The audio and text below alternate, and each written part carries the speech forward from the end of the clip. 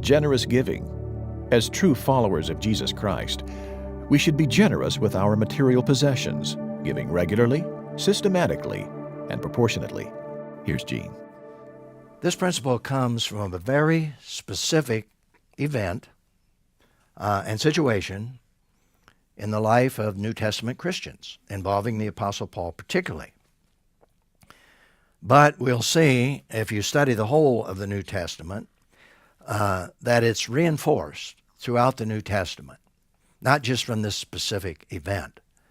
In fact, we have what I've called a special offering. Now, again, the word had gotten out that Paul was collecting money from the various churches to take it to Jerusalem, because the church in Jerusalem was suffering, particularly from a famine that affected the whole world.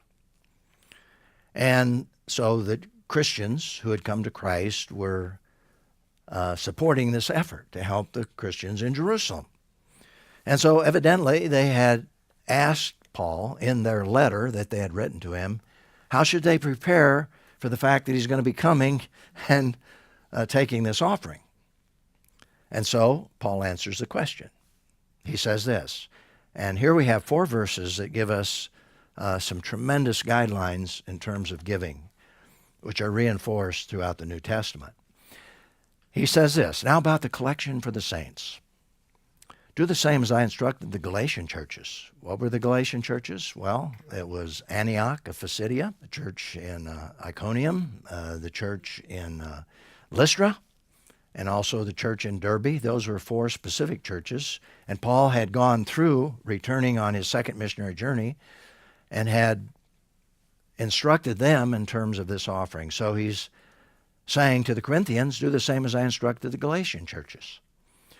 On the first day of the week, each of you is to set something aside and save it in keeping with how he is prospering, so that no collections will need to be made when I come. When I arrive, I will send with letters those you recommend to carry your gift to Jerusalem. If it is suitable for me to go as well, they will travel with me. Now, it's interesting that when Paul wrote the letter to the Romans, and he probably wrote that letter when he was in Corinth, he made this statement towards the end of the letter, referring to the same object that he had in raising this money. Again, I call this a special offering because it refers to that offering. Right now, he said to the Romans, I am traveling to Jerusalem to serve the saints because Macedonia and Achaia, where was the church of Corinth? In Achaia.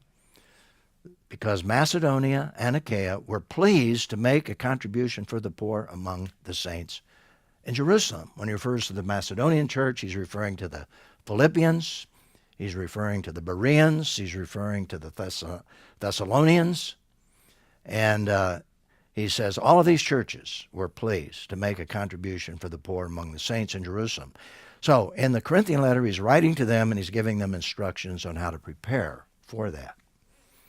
Now, out of that, as I said, in those 4 verses, we have some guidelines for giving, I think, for all of us, because these are reinforced throughout the New Testament. So let me just review them. First of all, Christians should give primarily, but not exclusively, to support the needs of the saints or fellow believers. We have to make decisions based on what we have. And so believers should be the primary goal, but not exclusively, because notice what Paul wrote to the Galatians.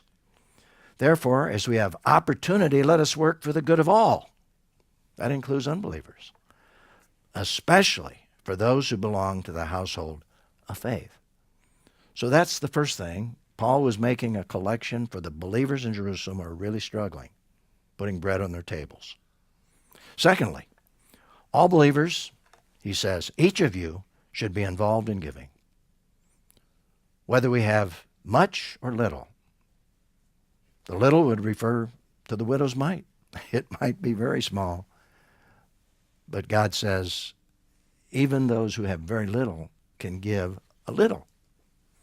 And God doesn't see that in terms of quantity. He sees that in terms of quality. Someone can give a huge gift, like the Pharisees were doing, and yet this widow's mite was more in God's sight than everything they were giving. Thirdly, material gifts should be set aside regularly and systematically. And it's interesting. In the New Testament, we're never given specific amounts, like in the Old Testament. By the way, in the Old Testament, there were 3 tithes that the children of Israel gave because they were a self-contained society. In the New Testament, we're told to give regularly and we're to give systematically. And fourth, all Christians should give proportionately as one is prospering. How much should a Christian give? Personally, I think a good model for us is at least a tithe, if that's possible. I'm glad we established that in our marriage right from the very beginning, when we had virtually nothing, starting from scratch. And I'm glad that we established those priorities, because from that point forward, everything we did was based around God being first, And thank God we were able to do that. But that's a good mark, I think, as a place to begin. But also, we're to give, in the New Testament, proportionately. And what does that mean? That means the more we make, the greater the percentage should be. Not the greater amount, but the greater the percentage. And thank God for some people who can give extensively. And I thank God for them. I think of Bob Buford, who's now with Jesus. And God used him in a very, very specific way when he left his business and when he took all of his wealth.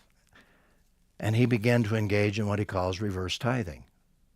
He was able to give 90% and live on 10. And he said, don't feel sorry for me. I still live very well on that 10%. But because of his generosity, he was able to minister and bless a lot of people. And I thank God for people like that. But what Paul is saying is, through this illustration, is that we should give regularly, we should have a system, it ought to be systematic, and it should be proportional based on how God has blessed us. And then there's a final guideline, and that is those who receive and distribute funds should be trustworthy and accountable. And I really appreciate Paul modeling that, because he simply said, when I arrive, I'll send with letters those you recommend to carry your gift to Jerusalem. In other words, Paul would not take that by himself. He had other men around him. He had verification, even from the Corinthians, in order to be above reproach in terms of everything that was taken and given by these churches. So we have here some amazing guidelines, I believe, in helping us in our giving. The reflection and response question is this: why does the Bible say more about how we are to use our material possessions than any other subject except God himself? And by the way, I raised that question because I discovered the answer to that question and the essence of that question. And that is that the Bible does say more about how we use our material possessions than any other subject than God himself. And the way I discovered that was when I was a full-time pastor, and we were going through quite a economic downturn in our culture. And giving, of course, was impacted. Every time you have an economic downturn, it affects giving. And by the way, there is a reason for that among Christians, and that is that the majority of Christians do not have God in their budget. So if you don't have God in your budget and there's an economic downturn, who gets cut out first? God, because he's not in the budget. And that's a very interesting observation. If God is in our budget, God will not be eliminated first. Other things will be eliminated. But that's an interesting observation. But anyway, the elders came to me and said, Gene, you need to preach on giving. And I thought about that, and I said, okay, guys, I'll preach on giving if you will study with me in preparation everything the Bible says about giving. And they said, great. And we didn't realize what we were getting into. For 6 months, every Wednesday night, for 3 hours, we started in the book of Acts. We moved through the book of Acts. We worked through all of the letters that were written to the churches in the book of Acts, the epistles. Then we went back and worked through all the Gospels. And then we went back in the light of everything we were observing and worked through the whole Old Testament. And would you believe we came up with 100 principles to guide us in using our material possessions? It was a very extensive study and a very enlightening study and very impactful study in terms of my own life. Why does God say more about our material possessions than any other subject other than God himself? Because more than anything we do, it reflects our love for God and our love for others. In a sense, material things are a part of who we are. And so that is a real test of our commitment to Jesus Christ. So let's remember this principle to live by. As true followers of Jesus Christ, we should be generous with our material possessions, giving regularly, systematically, and proportionately.